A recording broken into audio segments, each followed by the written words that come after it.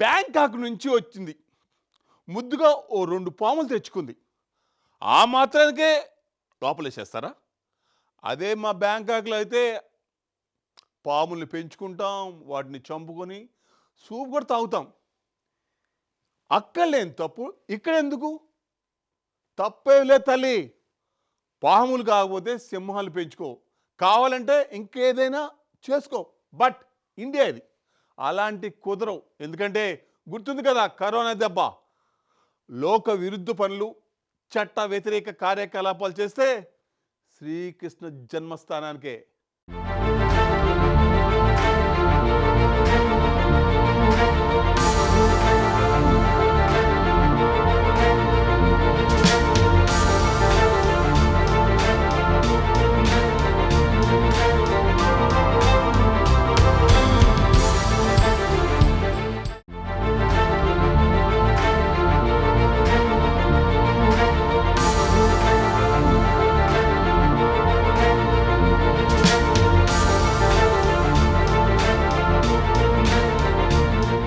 హైదరాబాద్లోని శంషాబాద్ అంతర్జాతీయ ఎయిర్పోర్ట్లో విషపూరితమైన పాములు కలకలం సృష్టించాయి.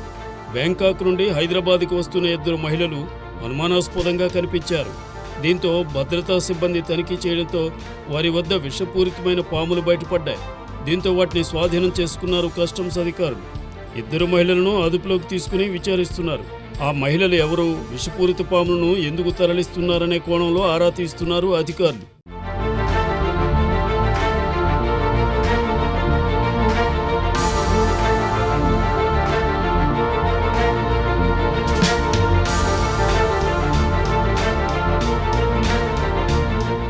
శంషాబాద్ ఎయిర్పోర్ట్లో తరచూ బంగారంతో సహా ఏవో ఒకటి పట్టుపడుతూనే ఉంటాయి. ఇప్పటికే కొన్ని కోట్ల రూపాయల బంగారాన్ని, డ్రగ్స్ను స్వాధీనం చేసుకున్నారు కస్టమ్స్ అధికారులు. తాజాగా విషపూరిత పాములను స్వాధీనం చేసుకున్నారు.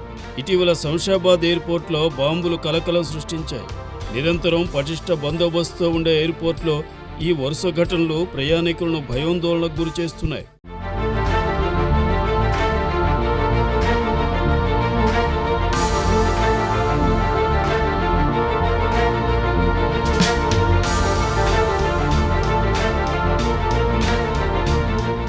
బ్యాంకాక్ నుండి వచ్చిన 2 మహిళలు శంషాబాద్ ఎయిర్పోర్టుకు చేరుకున్నారు.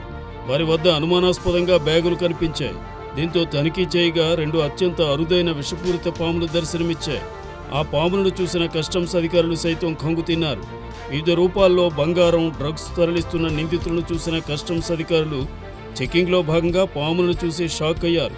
బ్యాగుల్లో, లోదుస్తుల్లో చడి చప్పుడు కాకుండా పాములను కూడా తీసుకురావడంతో ఎయిర్పోర్టు భద్రతను మరింత కట్టుదిట్టం చేశారు అధికారులు.